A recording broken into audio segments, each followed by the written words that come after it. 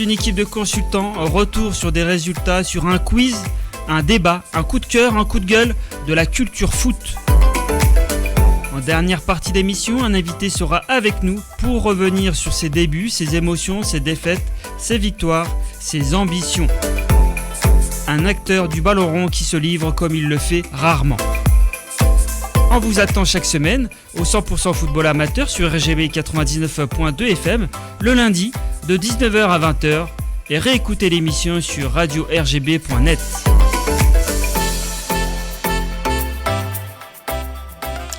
Ravi de vous retrouver en ce début de semaine après un bon week-end de Coupe de France où le foot amateur a encore fait honneur et ça fait bien plaisir. Les titres de ce soir, Ahmed Adef, du terrain de Montfermeil aux commandes du football du 93. La concurrence est bénéfique partout, sauf chez les gardiens. On disait le numéro 10 mort, Guillaume Cousse, fait de la résistance. Pour m'accompagner en plateau, je vous présente ma team 2 étoiles. Abou Chatri, comment vas-tu Abou ? Toujours bien Farid. Toujours ? Je reviens un peu d'une petite grippe, mais ça va. Ça s'entend pas. Présent, non, ça s'entend pas. En tout cas, merci d'être présent. Et Amidou Konaté sur ta droite, comment vas-tu Amidou ? Ça va. Des lunettes aussi. Ah, c'est la rançon de la gloire.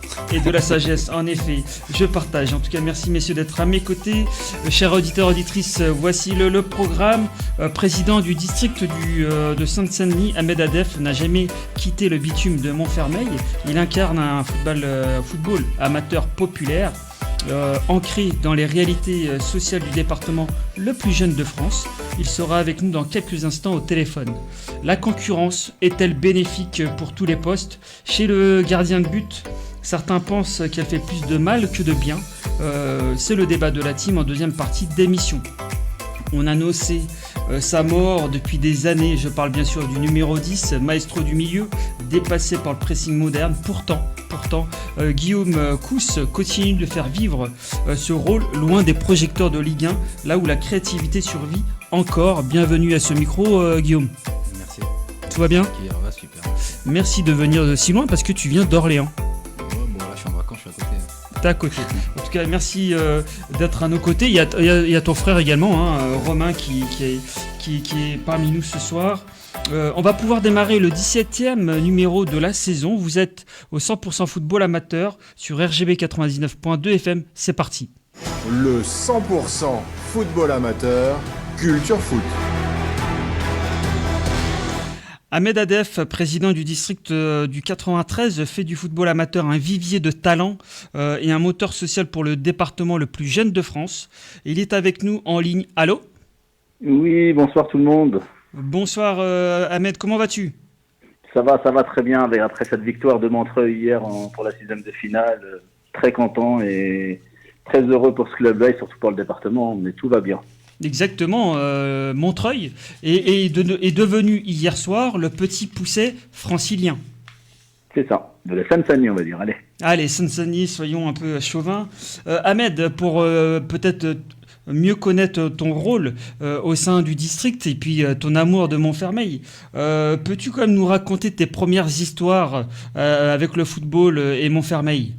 Ouais, avec plaisir. Alors moi, je suis Ahmed Adef, actuellement président du district de football de la Seine-Saint-Denis depuis maintenant 2 ans. J'ai été secrétaire général depuis une dizaine d'années, avec l'ancien président Jamil Sanjak et juste après M. Nessar Gamoudi. J'ai récupéré le poste de président sans avoir voulu le faire parce qu'il y a eu des problèmes dans ce district. J'ai dû quitter mon poste de président. Quel type de problème ? Il y avait un peu de problème financièrement sur le club, c'était sur le district, c'était un peu mal géré et il y a eu des soucis, il n'y a pas eu d'assemblée depuis le Covid, ça a été très très compliqué, mais bon, il y a la justice qui fait son travail et on avance tout doucement. Voilà, depuis 2 ans, je suis président du district, on essaie de remonter la pente. On le fait avec mon équipe, on essaie de faire ce qu'on peut, mais c'est difficile parce qu'il fallait repartir tout à 0 avec un déficit. Et bon, on a remonté un peu la pente, tout va bien. Voilà. Et j'ai dû quitter mon poste de président du football de Montfermeil parce qu'on ne peut pas cumuler les 2 postes, président du club et président du district. Ça a été très difficile pour moi de faire un choix. Mais de couper le cordon. Le cordon, il est toujours là, mais la présidence, gérer le club, ça a été difficile pour moi parce que moi, je fais partie des personnes qui ont créé le club, hein, suite aux violences qu'il y a eu en 99 sur les terrains, sur ce qui se passait sur toute la France. On a dû payer pour toute la France parce qu'il y a eu une grève des arbitres. On a dû sanctionner le club et malheureusement, c'est mal tombé avec l'ancien club. Il y a une On sent, grande bagarre Ahmed, finale. Ahmed, on sent encore aujourd'hui de l'amertume de cette époque. Ouais, c'était compliqué, mais après je me dis avec le temps, c'est vrai qu'au début, sur les débuts, quand on a sanctionné le club, quand on a fermé le club, on s'est retrouvé avec près de 200, plus de 700 adhérents, et la seule pratique qu'il y avait dans cette ville-là, c'était le football. Et quand t'as plus de football à Montfermeil, c'était plus rien dans les années 90, 95, 99, et ça a été compliqué pour nous, mais bon, je me dis derrière un mal et un bien, parce qu'après avec le temps, je me dis, si on n'aurait pas été sanctionné, on ne serait pas arrivé où on est actuellement. Non, c'est très clair. Tu as commencé le football à quel âge, Ahmed? J'avais 6 ans. 6 ans, un peu comme tout le monde ici autour du plateau. Ouais, voilà, nous on est nés avec le football, et le football c'est toute notre vie. Je pense que même les personnes qui sont autour de toi, je pense que on a la même expérience. Le football, c'est le football, hein, c'est le sport numéro 1 mondialement et ça sert d'insertion, ça nous a permis de grandir et de voir plein de choses dans la vie. Exactement. Avant de donner la parole à Hamidou et Abou, Montfermeil est souvent associé à une image de quartier populaire avec de forts défis sociaux. En quoi le football peut-il, selon toi, être un levier d'émancipation pour les jeunes de la ville? Nous, on dit quand on a récupéré le club, quand on a monté la nouvelle association Montfermeil, on s'est dit faire du football, c'est pas possible dans un quartier sensible comme le nôtre. On était en pleine réhabilitation du quartier, de la ville entière. Hein. Faire du football sans faire du soutien, de l'insertion professionnelle, du suivi éducatif, parce que tu sais très bien, quand t'as rien dans la ville de Montfermeil, 80% des jeunes du quartier étaient au chômage, des scolarisations. On s'est dit, avant de jouer au football, on va essayer de régler les problématiques un peu du quartier. On a pu monter notre association avec l'accord de la mairie, et ça nous a permis de faire, on a commencé plus de faire de la formation, de l'accompagnement social que du football. Et après, avec le temps, on a pu faire notre sport favori, le football. Le football est le sport numéro 1 à Montfermeil? C'est le sport numéro 1 à Montfermeil.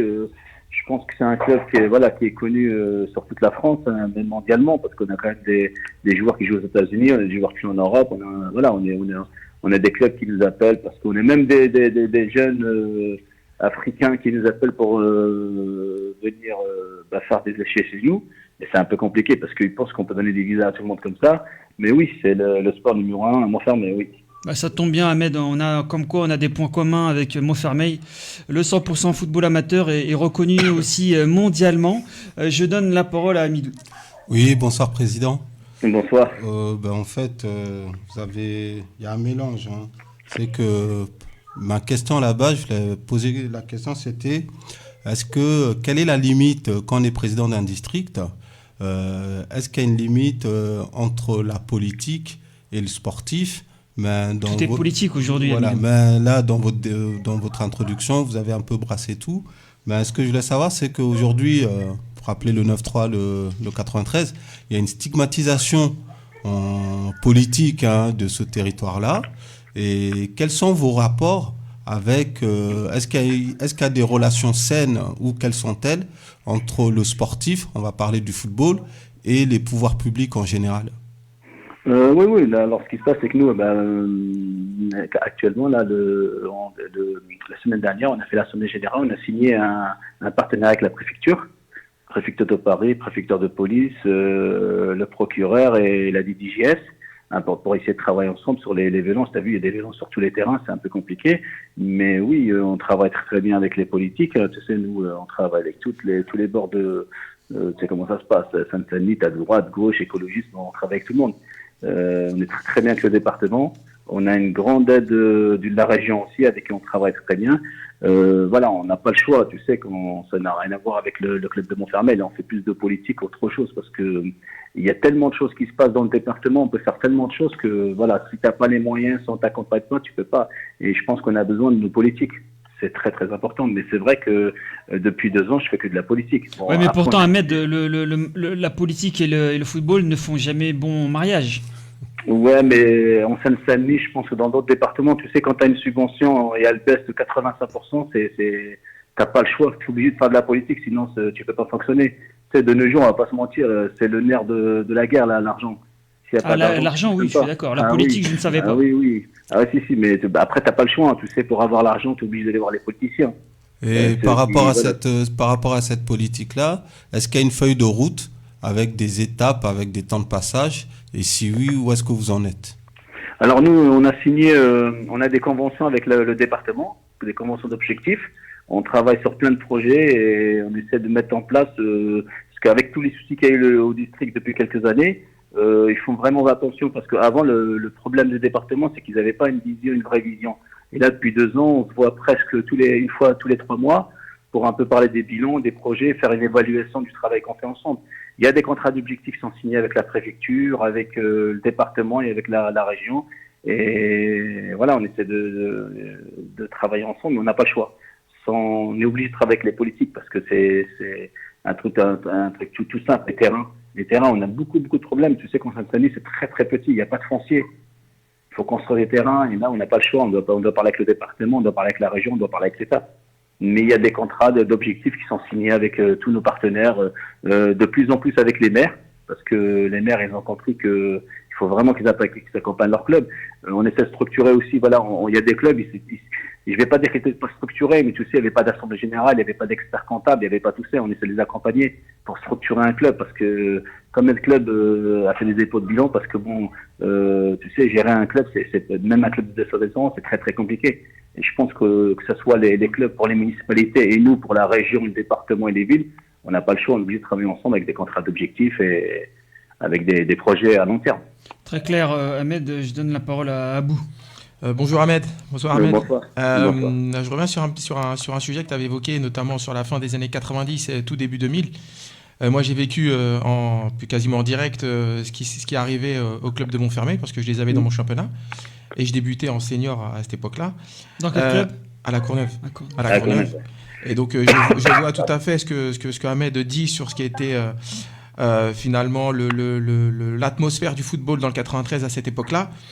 Alors toi, justement, qui était en plein cœur et qui, du coup, maintenant a troqué, je dirais presque, le survêt du club pour une casquette de président, comment on agit pour que, ayant connu ce qui s'est passé, pour qu'aujourd'hui ça ne se reproduise plus dans les clubs du 93? Est-ce possible, déjà? C'est possible parce que nous on l'a fait à Montfermeil. C'est vrai que nous sur Montfermeil dans les années 90, 98, 99, les clubs ne venaient pas jouer contre Montfermeil. Parce que je sais pas si vous vous rappelez un peu des Bosquets, il y avait des grandes tours. Ouais. Voilà, on va pas se mentir, on vivait entre nous.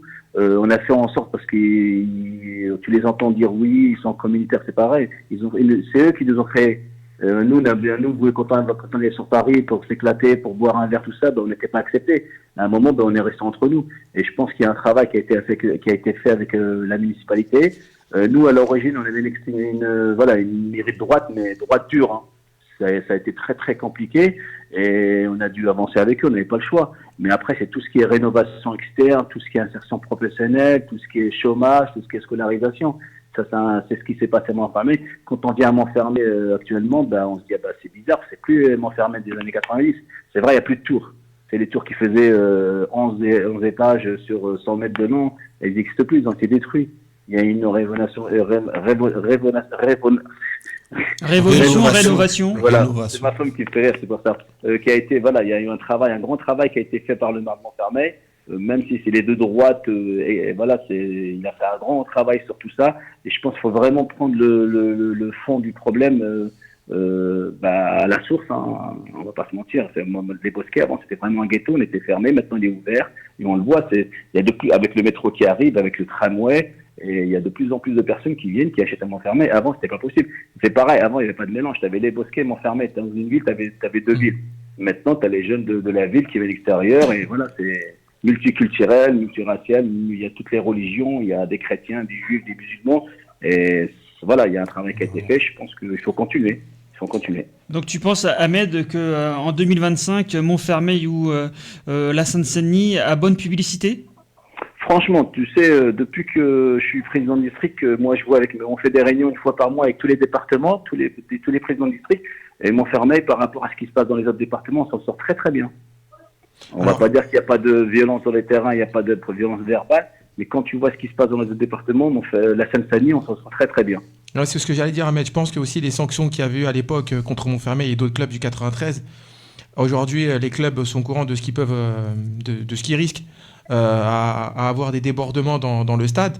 Nous-mêmes à La Courneuve, on a été lourdement sanctionnés. Certains joueurs, beaucoup plus d'ailleurs, les joueurs de Montfermeil, La Courneuve et ce type d'équipe, étaient très lourdement sanctionnés en commission de discipline dans le 93. Et moi, en tout cas, je suis ravi de voir des gens du cru, parce que très souvent, ceux qui représentaient le district du 93, surtout notamment en commission de discipline, nous, on n'avait pas vraiment l'impression qu'ils étaient issus de clubs qui vivent les problèmes. C'est vrai. Et du coup, ils étaient complètement déconnectés de notre réalité. C'est vrai. Et aujourd'hui, je suis pas sûr que des clubs prendraient le risque de laisser la violence s'installer dans leur stade ou dans leurs équipes, que ce soit des plus jeunes aux plus vieux, pour ne pas disparaître. Vu les sanctions antérieures. C'est ça. Oui, Et d'ailleurs, Montfermeil, c'est finalement à trouver la solution à ce problème en misant quasiment tout le projet sur la jeunesse. Et aujourd'hui, La jeunesse, en effet. ça paye. Et la formation. Et aujourd'hui, C'est ça, la Montfermeil, mais c'est formation, la réputé jeunesse. comme n'importe quel gros centre de formation de France. Hein. Ouais, c'est réputé, c'est un grand. Je sais qu'il y a beaucoup de clubs professionnels qui viennent piocher chez nous, mais après c'est notre travail, c'est notre objectif. Hein. Le but c'est de faire partir les jeunes, s'ils peuvent avoir une autre vie ailleurs, c'est bien. Mais oui, tu as raison. Il y a quelques années, on va pas se mentir, on n'était pas représentés dans nos commissions. Tu sais, le football français. Et moi, tu sais, la première chose que j'ai fait quand Philippe Diallo était élu président, j'en ai parlé avec lui, j'en ai parlé avec le président de la LFA, et je te dis franchement, nous, la Seine-Saint-Denis, quand tu viens, c'est vraiment, on est vraiment représenté par rapport à la population qu'on a. Mais tu vas dans des départements, c'est très compliqué. Voilà. Et je pense que maintenant, il y a vraiment des gens qui connaissent le football, et que ce soit les villes du département de la Seine-Saint-Denis, ils sont représentés. Même l'éducateur, quand il vient en commission, il dit, ah ouais, là, au moins, t'as vu, ça sera pas du n'importe quoi. Je me reconnais dans le football. Les gens qui gèrent le football, c'est les gens qui, voilà, avant, les instances, c'était compliqué. Mais il y a un travail qui est en train de se faire, justement, parce que, on va pas se mentir, tu regardes l'équipe de France, Blanc-Beurre, on va pas se mentir, hein. Et il faut que nous, il faut qu'on y soit, on est français, on est né en France, on a grandi en France, il faut qu'on fasse partie des instances-là. C'est pour ça que nous, on a commencé le travail en 2008, hein. L'ancienne équipe, la première chose qu'ils ont fait, je vais pas te mentir, hein, quand ils ont perdu les élections, la première chose qu'ils ont dit, c'était en plein Ramadan. Ah ouais, à partir de maintenant, vous ne jouerez pas pendant le Ramadan. T'imagines, mais comment ils s'imaginent les choses. Et voilà, il y a un travail qui a été fait. L'objectif, c'est que ça se passe dans toute la région Île-de-France, et peut-être pourquoi pas dans toute la France. Exactement. Non, mais t'as bien raison de le rappeler en direct, Ahmed. Je laisse la parole à Amidou. Oui, moi je vais revenir un peu, je taquine un peu à peine. Par rapport à l'historique, hein, que ce soit La Courneuve ou que ce soit Montfermeil, est-ce que vous disiez tout à l'heure que les tours et tout ça, quand on voyait Montfermeil, c'était les tours, c'est ceci, c'est cela. Les ghettos. Mais c'est cette image-là, je veux dire, pour moi, le ghetto, il y a deux choses. Il y a le mec, il y a la personne qui est extérieure, qui pointe du doigt, qui est le ghetto. Il y a l'habitant qui, lui, tout se passe bien. Il subit parfois. Qui subit, ou en tout cas, on ne voit pas un quartier sensible. Pour moi, il est sensible pour celui qui n'est pas du quartier. Celui qui vit dans le quartier, il ne ressent pas cette sensibilité-là. L'insécurité, il fait pas. Et moi, je me disais peut-être que ça participe aussi à l'identification, à l'identité. Ça veut dire qu'aujourd'hui, que ça soit à Montfermeil, La Courneuve ou ailleurs, on a cette appartenance-là identitaire. Et est-ce que qui nourrit aussi, hein, qui nous motive et tout ça en disant moi je revendique de venir là, est-ce que ça peut jouer le fait de lisser, est-ce que ça va pas trop lisser ça et qu'on s'y perd un peu? Ça veut dire qu'aujourd'hui finalement Montfermeil, La Courneuve, Saint-Denis, est-ce qu'on va pas finir c'est du pareil au même finalement, et que ce côté identitaire revendicatif on le perd un peu? Vous n'avez pas peur de ça un peu? Non, on ne le perd pas, parce que moi je fais le tour des clubs de Seine-Saint-Denis, on ne le perd pas, tu sais. Y a un antagonisme positif, hein, dans le domaine sportif. Ouais. Hein, voilà, tu sais, justement, cette envie du club, aimer son club, Montfermeil, Bobigny, Saint-Denis, tout ça, tu l'as toujours dans les supporters. Tu l'as toujours, mais après, tu as vu, ça, moi je pense que c'est un bien. Il faut vraiment faire attention, justement, le problème qu'il y a dans les autres villes maintenant, c'est, tu sais, dans les autres départements, c'est les quartiers qui se battent entre eux, t'as vu, et je pense que la Seine-Saint-Denis, qu'il y a un travail qui a été fait, et on va pas se mentir, hein, les grands frères, ils ont fait un grand travail, hein. C'est pas les éducateurs, moi je suis éducateur de métier, c'est plutôt les familles, les mamans, ils ont fait un travail, arrêtez de vous chamailler, arrêtez de vous taper pour entre vous, voilà, il y a le football, quand on est sur un terrain, j'aime mon club, je joue pour mon club, mais quand tu sors du terrain, c'est autre chose, c'est le vivre ensemble, et je pense que même Montfermeil, même les jeunes, tu sais, mais les jeunes du quartier de Montfermeil, moi je te parle de Montfermeil parce que j'ai une grande connaissance de cette ville-là, quand ils sont contents, quand on dit pas, tiens, ah ouais, les Bosquets, c'est des voyous, c'est de la racaille, il y a que du shit là-dedans. Ils sont contents quand on parle de moi. La preuve, il y a des gens de Paris qui viennent habiter sur Montfermeil. Et je pense que voilà, l'identité du club, tu peux pas l'enlever. Ça, tu peux pas l'enlever. Ça, tu l'enlèveras jamais. Je pense que c'est important que ça reste. Il est ancré dans les clubs comme Bobigny, la Courneuve, il y a toujours les anciens qui sont là. T'as vu, les anciens, il y a quand même un peu cette, même on sait très bien, à Montfermeil, on a plus de mercenaires, c'est plus l'identité qu'on avait avant, c'est vrai. Mais c'est Montfermeil, les jeunes, quand ils viennent qui viennent de toute la région parisienne, de toute l'île de France, ils viennent parce qu'ils veulent devenir professionnels, hein. L'identité, ils viennent un an après, ils oublient Montfermeil. La preuve, William Saliba, quand il joue en Coupe du Monde, tout ça, il parle de Bondy, alors que s'il n'y avait pas Montfermeil, il serait jamais devenu professionnel. Ça, il le sait. L'identité, il a gardé son identité, Bondy, après, on ne peut pas lui en vouloir. Ahmed, dernière question, après on te laisse tranquille pour la soirée. Hier, donc, il y a eu ce 32e de finale entre Montreuil et Chauvigny. Victoire donc de Montreuil 2-1. Prochain tour de Montreuil, c'est contre Amiens. Est-ce qu'en exclusivité, on peut savoir où va se dérouler ce match ? Alors là, on accompagne Montreuil comme depuis le début. Alors, nos clubs en Seine-Saint-Denis, quand ils arrivent à un niveau, quand ils arrivent en 5e, 6e, 7e, 32e, on les accompagne, ça les accompagner sur la sécurité, les organisations, leur trouver un terrain. Là, je pense que on attend de voir avec le Stade Bauer du Red Star. On est en train de voir le Stade de France aussi, parce qu'on a un partenariat, nous, le fonctionne avec le Red Star, on fait nos finales au Stade de France. Voir si on peut pas avoir tout le bas, peut-être avoir 10 000 places. On est en négociation avec eux. Il y a le stade à Dolonne, Bauer, l'ancien stade du Red Star. Il y a Noisy-le-Sec qui voudra accueillir aussi Montreuil. Mais pour l'instant, voilà, il y a plusieurs pistes et on essaie d'avancer. Parce que bon, il y a les Saint-Ouen qui veulent nous louer, c'est 30 000 € quand même. Il faut les sortir 30 000 €. On est en train de voir que le département et la région sont peut les aider. Mais pour l'instant, on ne sait pas où ça va jouer la rencontre. Mais on est en pourparlers, on essaie de les accompagner, de les aider, parce que quand tu as un club qui est en R1, tu sais, qui arrive en finale, c'est pas la même organisation. C'est très bien. Là, ça fait 2 tours, l'argent, le bénéfice qu'ils récupèrent, ils sont obligés de le donner en amende parce qu'ils doivent payer des fumigènes. Ça aussi, il faudrait réfléchir dans le temps. Comment on peut aider les clubs, parce que quand tu as un club, c'est la première fois qu'ils arrivent en 16e, en 32e de finale. T'as vu, les jeunes du quartier, ils sont heureux, ça se passe bien, ils viennent avec leur fumigène.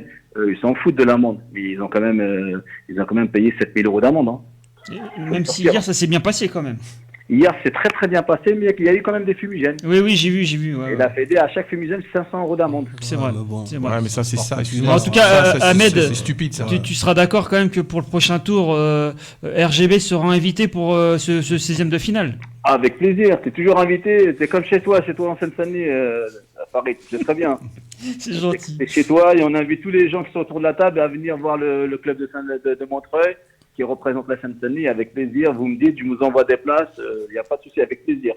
C'est dit. En tout cas, merci Ahmed d'être passé au 100% football amateur sur RGB 99.2 FM. Merci à vous, bonne soirée. À très bientôt. Au revoir, merci. Bon, c'était très intéressant avec le président du district du 93. Il a été transparent. Non, moi, si je dois résumer ce qu'il a dit, il faut que les dirigeants ils soient à l'image du territoire. C'est vrai. Ouais, voilà. Ouais. Mais comme nous, nous sommes à l'image de l'émission. Hein. En tout cas, merci messieurs. Il est 19h, bientôt 26. Vous êtes sur RGB 99.2 FM. C'est le 100% football amateur. Bienvenue si vous nous rejoignez à l'instant. On passe au débat. Faut-il protéger psychologiquement un gardien plutôt que de le stimuler ? Le 100% football amateur, le débat. On va faire aussi intervenir quand même notre invité, Guillaume Cousse, sur le débat, étant donné qu'on parle de gardien mais pas d'attaquant. On nous répète partout que la concurrence tire les joueurs vers le haut, mais chez les gardiens de but, est-ce vraiment le cas ? Messieurs, peut-on, et donc je te donnerai la parole tout de suite Guillaume, peut-on performer quand on sait qu'une erreur peut tout faire basculer ? Bah, je pense que oui. Je pense que aujourd'hui, le gardien, il connaît son rôle. Comme les autres joueurs sur le terrain, chacun a son rôle. C'est sûr qu'un attaquant, s'il fait une erreur, ça coûtera moins cher qu'un gardien de but, mais le gardien de but, il a choisi son poste. Hein. Après, moi, je suis plus d'avis de la confiance plus que la concurrence.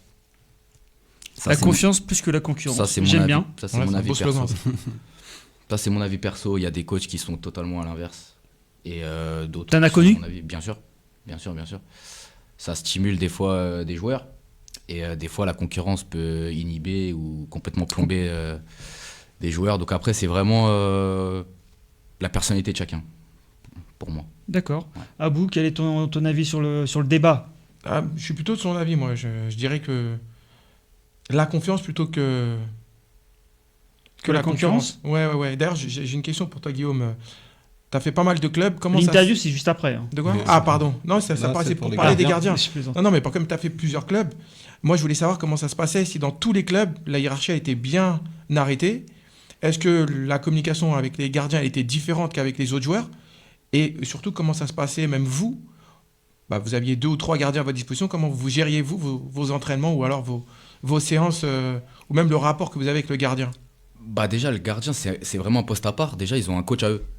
Ouais. Déjà, ils sont gérés par un autre coach que le nôtre. Donc après, c'est forcément le coach principal qui prend la décision de qui joue Oui. ou de la hiérarchie à établir. Mais dans un premier temps, nous, moi, quand je vois les gardiens, dans tous les clubs que j'ai fait, surtout arrivé au niveau national 1, en dessous, c'est différent, les gardiens, les niveaux se valent. Val. En national, c'est vrai qu'il y a souvent une hiérarchie établie où le gardien numéro 1 est bien au-dessus que le second, notamment par rapport à l'aspect financier. Voilà. Ouais, donc du coup, ça c'est en gros, entre guillemets, c'est le plus gros contrat qui joue. Voilà, bah, Non, pas forcément. C'est pas spécialement le plus gros contrat, mais on mise forcément donc sur il- un donc il faut gardien qu'il plus joue. qu'un autre. Voilà. Il faut qu'il joue au moins pour le rentabiliser déjà. Voilà. Après, les performances font que j'ai déjà vu aussi un gardien numéro 2 passer devant le numéro 1, Oui. c'est arrivé partout. En Mais, fonction des performances. Voilà, en fonction des performances. Mais de base, c'est vrai que quand on démarre la saison, il y a un numéro 1 et un numéro 2. C'est mieux. Je pense que c'est mieux dans la tête Bon. de chacun. Et toi, Non, Amidou? Je vais aller un peu à contre-courant. Au départ, j'aurais été de l'avis de tous autour de cette table-là. Mais Guillaume, il a dit, pour y aller plus loin que ce que tu disais, en disant ils ont leur entraîneur, ils ont les spécifiques gardiens. Mais aujourd'hui, quand on regarde dans les staffs, on a des spécifiques attaquants, on a des préparateurs physiques individuels ou collectifs au club.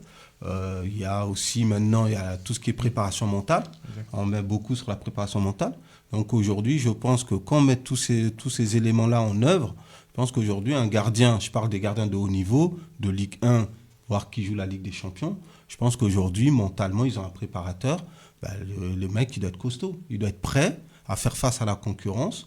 Et je trouve ça dommage, voire même réducteur, de dire quelqu'un, un athlète de haut niveau, de ce niveau-là, de lui dire, non, finalement, il ne va pas supporter la concurrence, il doit avoir la garantie de jouer.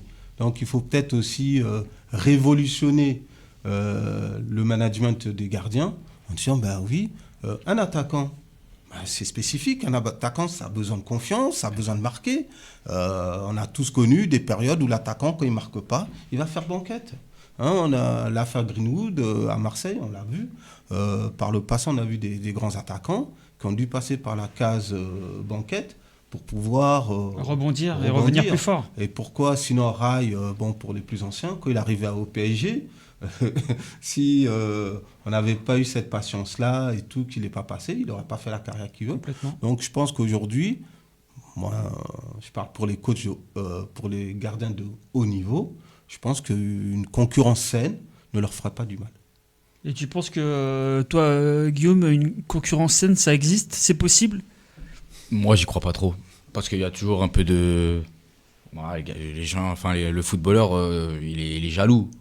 Si le mec il joue à sa place, forcément, tôt ou tard, il va lui en vouloir. Parce qu'il a envie de jouer, il a envie de performer, il a peut-être envie aussi de gagner plus d'argent, d'aller encore au plus haut niveau.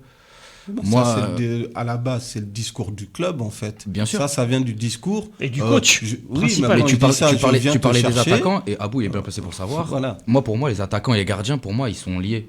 C'est quasiment... la même mentalité. Ouais, deux espèces C'est identiques. si l'attaquant il joue pas et que c'est l'autre qui joue, il aura les bouder. boules. Le gardien s'il joue, et que c'est pas il aura les boules. Et je trouve qu'ils sont liés. Un attaquant, et il y a plein de contre-exemples que ce que tu as donné toi, par exemple avec Rai. Un attaquant, par exemple à Marseille, Mitroglou, il a empilé les buts à l'étranger. C'était un top attaquant mondial. Il est venu en France, on a fait que de le critiquer. Du coup, il a perdu sa confiance. On l'a mis 1 fois, 2 fois, 3 fois sur le banc. Et ben là, on l'avait perdu. Alors que peut-être, il a disparu. Alors que peut-être si on l'avait donné, même s'il était pas très performant au départ, 1, 2, 3, 4, 5, 6 matchs, comme un gardien, et ben peut-être qu'il aurait performé par la suite. Après, pas le savoir. l'Olympique de Marseille reste Mais il n'y a pas tout le temps à Marseille, forcément, c'est un contexte particulier. Sauf que le gardien, comme on l'a dit, on le dit tous autour de la table, le problème du gardien, c'est erreur égale but. Ouais, mais Donnarumma, par exemple, on l'a critiqué pendant 2 ans. Et franchement, pour moi, étant parisien, supporter parisien, il fait franchement 80% du boulot pour gagner la Champions League. Complètement. Les 6 derniers mois, il a fait gagner quand même les matchs Donc contre Paris Saint-Germain. Contre Aston Villa, sur la frappe de Rashford, on peut être Oui, éliminé. complètement. Donc, complètement. Même s'il n'y avait pas de chaud sur la frappe, non elle est pleine lucarne, il va la chercher quand même. aussi, peut-être une autre C'est pour ça que je frappe, rejoins alors. Guillaume sur la confiance plus que la concurrence. Parce que, avec gardien de but, c'est différent. Tu n'as qu'un poste. Tu ne peux pas mettre 2 gardiens dans les cages. Mais pour revenir à ce que tu dis sur les attaquants, tu peux avoir plusieurs cartes à jouer. Mais c'est pour ça que la confiance, elle est super importante. Tu parlais de Rai, mais un exemple tout récent, qui est passé par le PSG, et qui est tiqué. Ça se passe bien à Reims, ils le font signer au PSG, il joue quasiment pas ou très peu. Tout le monde dit mais devant lui, il y avait un trio quand même, je dis pas magique, mais il peut pas il est perdre tout extrêmement galactique. critiqué par contre. Il est c'est ça, extrêmement critiqué. ils l'ont fusillé, même Ah, Mbappé je suis pouvait passer à d'accord. côté de On son lui a pas match, laissé il le est pas temps. critiqué. Il est parti en Allemagne. Sur faire une santé en Allemagne, très bon, il va à Liverpool. Beaucoup pensaient qu'il allait pas jouer parce qu'ils ont fait signer Isaac qui a coûté 150 millions d'euros, qui a empilé les buts en Angleterre. Comme quoi la confiance, Isaac, il plantait but sur but à Newcastle, il a pas changé de championnat, il va dans une autre équipe qui est censée jouer pour lui, il marque pas un but. Et Ekitike qui vient avec aussi un gros transfert, mais qui vient lui aussi avec pas mal un paquet de buts qu'il a marqué en Allemagne, il vient à Liverpool, il marque, il joue en équipe de France, il est bon quand il rentre. Il va peut-être jouer la Coupe du Monde 2026. Probablement, mais à l'époque de quand il vient au PSG, qui mise 1 euro sur sa présence en équipe de France? Personne. Le gardien et l'attaquant sont vraiment liés en ce sens où sans la confiance, ils ne peuvent pas performer. Honnêtement. Et je pense que de la transparence, une concurrence, donc, dans ce cas-là, ce qu'on veut. Et comme il dit, un joueur de foot, il veut jouer lui. Dans ce cas-là, parce que le débat quand même, il est assez récurrent, c'est un serpent de mer, la concurrence au poste de gardien.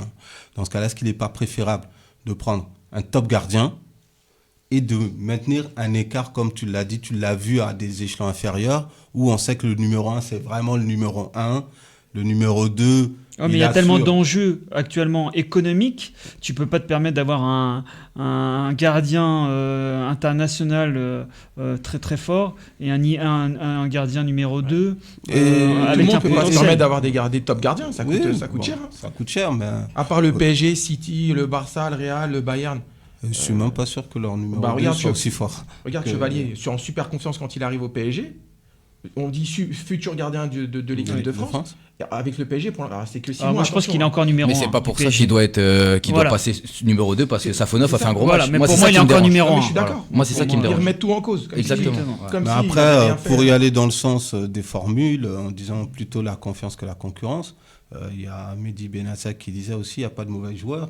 Il y a le contexte aussi. Bien sûr. Ça veut dire qu'en parlant des attaquants, peut-être qu'aujourd'hui, est-ce que le contexte PSG, est-ce que tout ce microcosme qu'il y a autour du PSG, est-ce que c'est propice à l'épanouissement de Chevalier, finalement? Mais vous parlez de Chevalier, moi j'ai vu les stats de Chevalier, il fait partie du pourcentage le plus haut. Donc, mais pour moi, c'est toujours le numéro 1 au Paris Saint-Germain. En tout cas, on verra. Mais c'est bien d'avoir un deuxième gardien de la qualité de Safonov. Exactement. Parce que, encore une fois, Safonov, il n'y a pas longtemps, avant ses 2 grosses performances, il avait fait des beaux. Il le torpillait. Ils ont dit, mais qu'est-ce qu'on est parti chercher? Notamment contre le Bayern de Munich. L'année dernière. A été compliqué. En tout cas, merci messieurs d'avoir donné votre avis pour ce débat. Il est 19h36, toujours en compagnie d'Abou et d'Amidou. Bienvenue si vous nous rejoignez. On termine avec un numéro 10 moderne qui refuse de disparaître. Le 100% football amateur, l'interview. Certains numéros 10 semblent appartenir au passé. À Orléans, Guillaume Cousse montre que le poste peut encore exister. Intelligent, polyvalent et influent, il incarne la survie du numéro 10 à la française. Déjà, Guillaume, heureux d'être qualifié en Coupe de France ? Très heureux, ouais. Très heureux. soulagé, très satisfait. Tout est parfait. Tout est parfait ? Ouais. Surtout juste avant les fêtes. Et prochain tour, comment tu sens ? Bah, Monaco ? C'est une belle affiche, ouais, Monaco. Pourquoi pas ? Tout est possible en bien Coupe de sûr, France ? Bien sûr, on a déjà vu des surprises bien plus hautes que ça. Exactement. Ouais. Toujours l'occasion aussi de se montrer ? Pour les plus jeunes, ouais. Même pour toi ? Moi, c'est un match de gala. Moi, je le prends comme une partie de plaisir. Faire kiffer les amis, la famille, les supporters, les bénévoles. Voilà, C'est faire une important. belle fête à domicile. Exactement, Ouais. exactement. Guillaume, on entend souvent que le numéro 10 est mort dans le football moderne. Qu'en penses-tu ? Bah, moi, je suis pas d'accord. C'est la nouvelle génération de coachs qui modifie. Tu penses que c'est la faute de la nouvelle génération des coachs ? Bah oui, le football, il se modifie, il change. Voilà, après, moi, je suis pas spécialement un numéro 10 dans l'âme. J'ai toujours joué avec ce numéro, mais je suis formé attaquant. Après, donc j'ai joué avec des coachs qui aimaient bien les joueurs polyvalents. Donc, moi, j'ai une mentalité collective. Et voilà, je suis plus équipe que personnel. D'accord. Donc, si on a besoin de moi à droite, je vais à la droite. Si on a besoin de moi à gauche, voilà. Bah, c'est souvent le cas aussi d'un meneur de jeu, de distribuer. Non. Donc, T'es en plein dedans, tout à fait, t'es en plein dedans. Ouais, après, c'est un poste que j'ai appris sur le tard. Comme je te disais, j'ai commencé neuf, après j'ai joué sur le côté, j'ai même joué piston, encadrant aussi. Ouais. Non, après, numéro 10, c'est clair que c'est mon poste de prédilection. J'aimerais bien y jouer tout le temps. Mais malheureusement, des fois, le coach a besoin de moi ailleurs, donc on se met ailleurs. Penses-tu que les 10, numéros 10 traditionnels ont encore leur place au national ? Ouais. Et pour moi, ces dernières années, franchement, ça doit faire 7-8 ans que je suis en national. Et les meilleurs joueurs du championnat que j'ai vus, moi, ils étaient vraiment numéro 10 à l'ancienne. Pas très rapide, pas très véloce, pas très costaud. Non, mais toi, t'es rapide. T'es costaud et t'es véloce. Ouais, pas très costaud, mais... Non, après, je joue avec mes qualités. C'est sûr que mes qualités, c'est la vivacité, la technique, le dribble. Donc, je joue avec mes qualités. Mais les meilleurs joueurs du championnat que moi, j'ai identifiés ces dernières années, c'est clair que c'était à ce poste-là, ouais. Avant de laisser la parole à Amidou et Abou, comment tu as évolué au fil des années ? Est-ce qu'en fonction des clubs, en fonction des divisions, ton jeu a changé ? Ou toi, tu as essayé de rester le même ? J'ai beaucoup évolué, comme je t'ai dit. Moi, j'ai commencé attaquant et petit à petit, en fait, j'ai joué beaucoup donc, dans la région parisienne étant jeune et c'était pas du tout le même football qu'aujourd'hui je pratique. Donc... Sachant qu'en région parisienne, c'est quand même plus compliqué de jouer au football et d'évoluer et d'avoir sa chance. C'est plus compliqué, non ? Moi, j'ai eu beaucoup de chance. C'est que j'ai eu un entraîneur qu'Abou a connu qui m'a fait confiance très jeune. C'était qui ? C'était Malik Ebar. Donc, il m'a fait monter en senior très tôt. Donc, j'ai vu ce qui était le football parisien. Donc, à l'époque, c'était la CFA. Ouais. C'était un championnat très dur. Donc, j'ai vu le foot. C'est pour ça que je te dis que j'ai vu le foot évoluer, moi, à mon échelle. C'est à ce niveau-là. Moi, c'était un football très dynamique, très physique. Voilà, beaucoup de deuxième ballon. On partait pas de derrière. Aujourd'hui, nous, si on dégage 3 ballons dans le match, on a le sentiment qu'on n'a pas fait un bon match. D'accord. Tu vois, et ça, c'est vraiment Orléans, c'est spécifique à Orléans. Donc, il y a encore des équipes qui jouent comme on jouait à l'époque, mais ça fait 15 ans que je suis en senior et vraiment, moi, je vois que le football a bien évolué. Donc, bien évolué et tant mieux. Et forcément, moi aussi, mon jeu a évolué par rapport à ça. Donc, par rapport au style de jeu, par rapport au système de jeu aussi. Donc, avant, je jouais excentré. Donc, quand j'ai commencé en senior, et petit à petit, donc, beaucoup de coachs ont joué en 3-5-2, donc sans excentré. Donc, j'ai dû jouer numéro 10. Donc, c'est là que j'ai fait évoluer un peu mon jeu. Ouais. D'accord, très intéressant. Amidou ? J'ai regardé un peu le parcours de Guillaume et j'ai vu que tu es né à Tremblay et tu finis international de Liechtenstein. Non, ça c'est une connerie. Ça. Alors, c'était comment ? Non, c'est une connerie, c'est je sais pas, Internet. Internet, ouais. Personne, parce que je cherchais le rapport et j'ai pas trouvé en fait. Non, c'est notre ami Wikipédia qui s'est trompé. Exactement, il n'y a aucun rapport. Non. Donc t'as pas de... Non, j'ai aucun lien. Parce que des fois on a des joueurs souvent de national qui sont approchés aussi par des sélections où ils n'ont rien à voir. Non, Qui n'ont rien à voir. Je te rejoins. Et je me J'ai suis dit, été tiens, approché à plusieurs reprises par la sélection du Liechtenstein notamment. Parce que- Voilà, donc on y arrive finalement. Non, j'ai été approché par la fédération, par les coachs, sur Instagram, sur Facebook. Mais comme j'ai pas les papiers, ils n'ont jamais donné suite. Et la seule fois où ils m'ont dit bon bah on va donner suite, etc. 3 mois après, toute la délégation était remerciée. Donc, D'accord. et puis après, bah, ils ont un peu Et lâché. tu n'aurais pas dit non. À un moment de ma carrière, je pense que j'aurais été. Aujourd'hui, j'irai plus, D'accord. honnêtement. Mais à un moment, à 26, 27 ans, vraiment, où moi, j'estime être dans la force de l'âge et au maximum de mes capacités physiques et techniques, ouais, j'aurais été. Bien sûr. Force de l'âge, bon, maintenant, un joueur de football, ça peut jouer jusqu'à 40 ans. Bah, moi, en tout cas, tant que j'ai les jambes, bien sûr, je continuerai. Abou, Non, je reviens sur ce qu'il disait sur la formation. Je pense qu'aujourd'hui, il peut jouer là où il joue et au final, je pense que tu peux jouer partout au milieu de terrain et devant. Parce que comme tu l'as dit, Malik t'a fait monter très tôt. Je sais que Malik est très exigeant. Il demande beaucoup. Donc la capacité physique, j'ai aucun doute dessus parce que j'ai connu les prépas. Moi, j'ai un regret parce que quand moi je pars de Drancy, c'est au moment où Guillaume lui aussi monte avec la CFA. Et c'est vrai que moi, j'aurais kiffé avoir un numéro. vous auriez été complémentaires? Ah, je pense, ouais. J'aurais Oui. kiffé jouer avec un numéro 10 derrière moi parce que déjà, ça m'aurait évité de faire le repli défensif. Mais c'est surtout que c'est toujours... dans le football, je pense que le plus dur, c'est de marquer des buts. On peut dire ce qu'on veut, c'est très compliqué. Mais quand aussi tu reçois des bons ballons, et puis pour être venu voir déjà jouer Drancy à de nombreuses reprises, notamment quand tu es parti, on reste toujours proche. Et puis après, pour avoir un peu suivi aussi son parcours dans ses différents clubs, tu te rends compte qu'au final, tu vois, un bon ballon donné, c'est quasiment un but assuré aussi derrière parce que tu gagnes du temps, tu gagnes de l'espace, tu gagnes de la confiance et je dirais de la lucidité dans le dernier geste, parce qu'il y a des choses que tu ne fais pas. Mais là où moi je suis finalement ravi d'avoir toujours des joueurs comme ça à regarder, c'est que moi j'ai commencé numéro 10.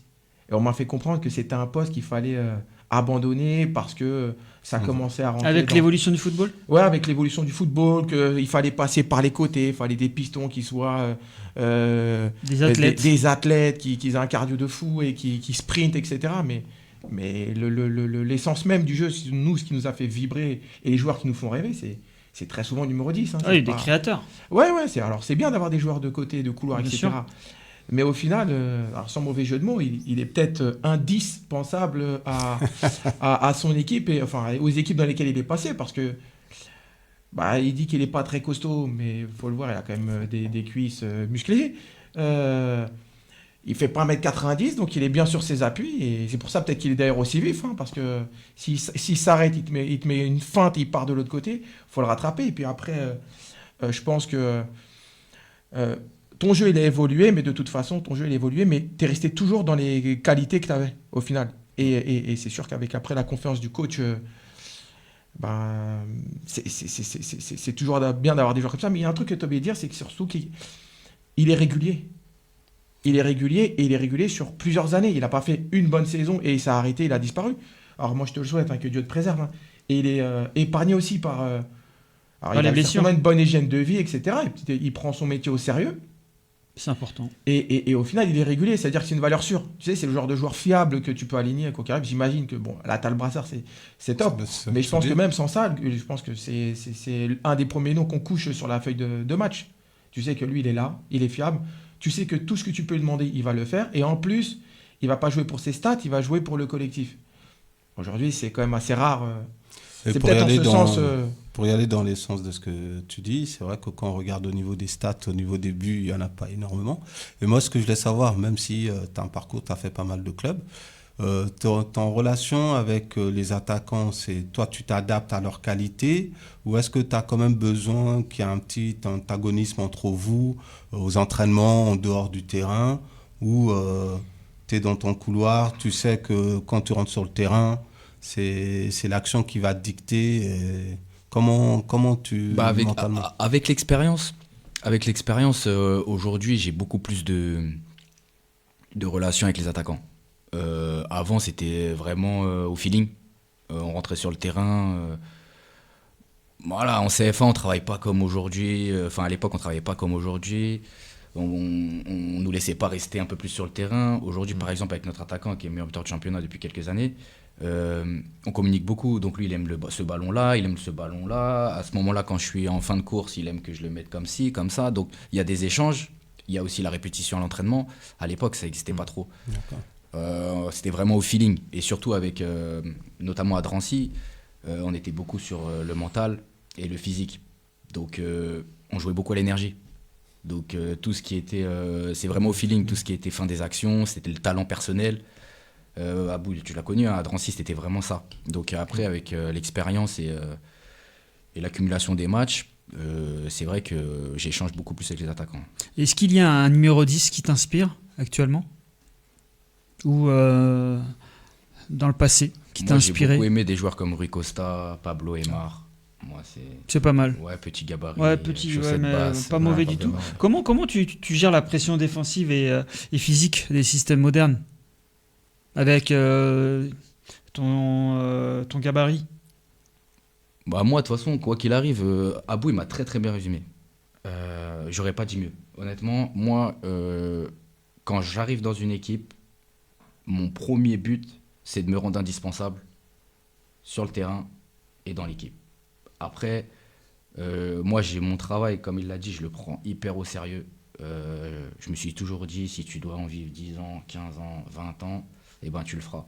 Sauf que ça peut passer que par le travail, la discipline, et l'hygiène de vie, la régularité, elle passe que par là.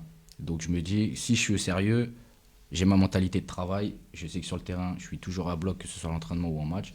Peu importe ce qu'on va me demander le week-end, je serai prêt. Et je laisserai le mot de la fin à Amidou et à Abou, mais selon toi, la tactique moderne, enfin bon, le football moderne, a-t-il tué la créativité des milieux de terrain offensifs ? Ça dépend du coach. Moi, perso, à mon échelle, aujourd'hui, j'ai un coach qui nous laisse carte blanche dans les déplacements, dans la créativité. On est vraiment libre de nouveau. Il est très drastique dans le replacement ? Dans le replacement défensif, forcément. On a des obligations, parce qu'aujourd'hui, le foot moderne, les buts, ils se marquent beaucoup sur transition. Donc si on s'oublie, s'il y a un joueur au milieu de terrain qui ne fait pas le replacement, bah forcément, il va faire boiter tout le monde. Et ça se voit, en effet. Mais nous, on a beaucoup de liberté déjà offensivement pour s'exprimer. Après, défensivement, et c'est normal, je regarde beaucoup les matchs des années 80, fin des années 90, début 2000, et ils défendaient. Il y avait quelques bouchées aussi sur le terrain. Ouais, mais Zidane, il revenait, il se mettait dans le bloc. Et c'est vrai. C'est sûr que c'est Deschamps qui mettait les pains, mais lui, il était là, il était dans le bloc et il coupait les passes. Ouais, il y avait aussi Emmanuel Petit, parfois, et Patrick Vieira. Et puis, il s'envoyait des sacrées gueulantes quand bien sûr qu'il ne défendait pas. C'est vrai. Amidou, dernière question pour moi, en fait, c'était Guillaume. pour revenir à ton parcours. Vu que tu as une grosse expérience de nationale, qu'est-ce qui t'a manqué pour y aller à l'étage supérieur, à ton avis ? Voilà, est-ce que tu as raté ta je pense que mon chance frère il pourrait le dire mieux que moi, mais pendant un moment là j'ai cette mentalité là, je l'ai pas toujours eu. J'ai eu la chance d'aller dans un centre de formation comme le Racing Club de Lens, où quand j'ai signé, pour moi j'avais déjà gagné. Donc moi, comme on en parlait tout à l'heure, moi je suis un gamin du 93.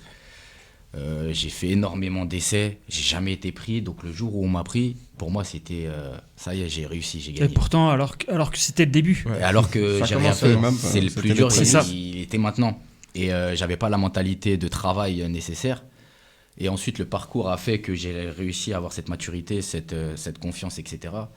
Mais il m'a manqué des étapes. Quand j'étais au Paris FC notamment, j'ai pas été patient, clairement. Moi, perso, j'ai qu'une envie, c'est de jouer au football. Si j'estime qu'aujourd'hui, il y a meilleur ou que le club n'a pas besoin, c'est ce que j'ai ressenti à ce moment-là. Je me suis dit, j'ai pas envie de perdre mon temps, je vais aller aider une équipe qui a besoin de moi. Et au final, tu pourrais partir au bout de 2-3 mois au lieu d'essayer de faire changer la vie du coach ? Alors, à l'époque, c'était plus... il se fout de ma gueule. C'était plus ça. Moi, je suis patient, il n'y a pas de problème. Mais par contre, tu me mens 1 fois, 2 fois, 3 fois, 4 fois. Écoute, si j'ai une opportunité, je vais partir. Et sans animosité, sans problème. J'ai jamais eu un seul souci avec un entraîneur. Ça s'est toujours bien passé, même quand ils ne m'ont pas fait jouer. Alors, en Espagne, ça ne s'est pas super bien passé avec le coach. Mais le club voulait quand même que je reste à la fin de saison. Le coach, il partait. Au Paris FC, ça s'est pas super bien passé sportivement parce que j'ai pas joué, mais le coach m'a quand même recommandé à de nombreux coachs par le futur. Donc c'est que ma mentalité, elle était bonne. Exactement, ta mentalité était très bonne à l'époque et encore aujourd'hui. Dernière question, Abou. Une question cette fois-ci. Une question. Ouais, une question. Si Orléans monte en Ligue 2, je pense que le travail sera accompli, mais donc du coup tu resterais au club de toute façon dans la durée. Honnêtement, je me sens super bien au club. Je suis très très bien intégré dans la vie du groupe, mais aussi dans la vie du club. C'est pour ça que je pense que j'ai été nommé capitaine. C'est que je prends mon rôle à cœur. Je participe beaucoup aux événements aussi extrasportifs. J'ai une très bonne relation avec les dirigeants, notamment avec le président. J'ai une très bonne relation avec le coach. Donc en tout cas, pour ma part, aujourd'hui j'ai un contrat. Et tant que le coach... Jusqu'à quand ? Jusqu'en 2027 pour le moment. Alors justement, du coup, vu que tu as été proche du président, s'il y a victoire contre Monaco, c'est toi qui demandes la double prime ? L'aspect financier, c'est pas moi qui le gère, mais en début de saison, il l'a un peu mal vécu après coup, parce que je l'ai un peu chauffé dans un derby où ça faisait 10 ans qu'ils n'avaient pas gagné, l'USO, donc c'était contre Châteauroux. Donc là, j'ai mis un peu la pression dans le vestiaire, il s'est senti un peu obligé de le faire et il me l'a refait. Ça marchait ? Ouais, bien sûr. Et comme j'ai demandé au président du district du 93, Ahmed Adef, avoir des places pour le match de 16e de finale contre Monaco, on passe par toi ? Ouais, c'est possible de passer C'est possible ? par moi, ouais, bien sûr. Je pense que, messieurs, vous serez d'accord ? Je dis, ça dépend du jour et de l'heure. Mais ouais, j'emmènerai probablement mes deux fils voir un match de foot de Coupe de France, ils seront contents. Ouais. D'accord, oui, je pense que ça peut être une belle affiche. En tout cas, Guillaume, merci d'avoir répondu à nos questions. Merci à vous. C'était vraiment un plaisir et continue à nous faire rêver sur les terrains et notamment ceux de National. On arrive presque à la fin, messieurs, comme à chaque fois, dernier tour de table. Amidou, merci d'être passé. Merci à toi, Farid. C'est vrai qu'aujourd'hui, les invités étaient vraiment de qualité. Écoute, Guillaume, on va pas dire bonne chance, mais plutôt bonne chance contre Monaco et merde pour le reste de la saison. Très bon discours du président aussi du district 93. Je pense qu'il y a beaucoup de boulot et c'est que le début. Et pour continuer avec la tradition, je salue mon collègue Olivier Boutonnier et Nélia Missen. Ah, ça fait plaisir. Les messages sont toujours passés de la part d'Amidou. En tout cas, merci d'être venu. Abou. Je remercie le président du district du 93 d'avoir participé à l'émission, parce que moi il m'a rappelé des souvenirs que j'ai vécu à l'époque de Montfermeil et ce qui s'est passé, et de voir tout ce qu'il est en train de mettre en place sur le 93. Je remercie Guillaume d'être venu, ça fait un bail qu'on ne s'était pas croisés, et j'invite vraiment les jeunes à s'inspirer aussi de son parcours, comme quoi il est possible de faire une carrière de footballeur sans passer par la Ligue 1. Sans forcément être en Ligue des Champions, et de faire une très belle carrière comme il le fait, et d'être du cru du 93, d'être passé par les clubs du 93. Donc je pense que c'est un bon exemple par sa régularité. C'est un exemple qui respire le plaisir. Ouais, c'est ça, le travail qu'il a fourni pour en arriver là, et qui continue de faire au sein de l'US Orléans. Et puis je remercie tout le monde, ça fait toujours un plaisir de parler football, et puis on va juste souhaiter un plus long parcours à Guillaume en Coupe de France, de battre Monaco, comme ça il ira encore plus loin dans ce qu'il a réussi à faire en Coupe de France, et une montée à la fin, avec un titre de champion quand même, parce que c'est quand même top de monter, et c'est encore mieux de monter en étant champion. Donc moi c'est tout ce que je te souhaite de toute façon. Merci beaucoup. Je vais continuer à suivre ça, et on reste en contact.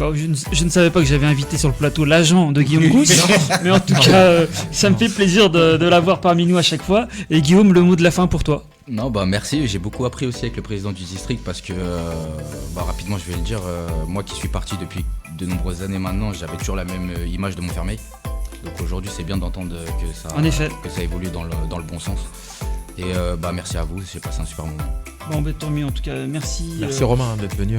Merci messieurs. Voilà, c'est terminé pour ce soir, pour la dernière émission de 2025.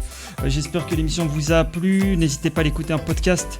Merci à Ahmed Adef qu'on a eu au téléphone. Donc merci à tous les trois, à Axel pour la technique au rendez-vous comme à chaque fois. Pour ma part, je vous donne rendez-vous. Il y a aussi Damien qui se cache. Donc merci Damien également. Pour ma part, je vous donne rendez-vous en 2026. Passez de bonnes fêtes. Prenez soin de vous. Et n'oubliez pas, le football ce n'est que du plaisir. Ciao.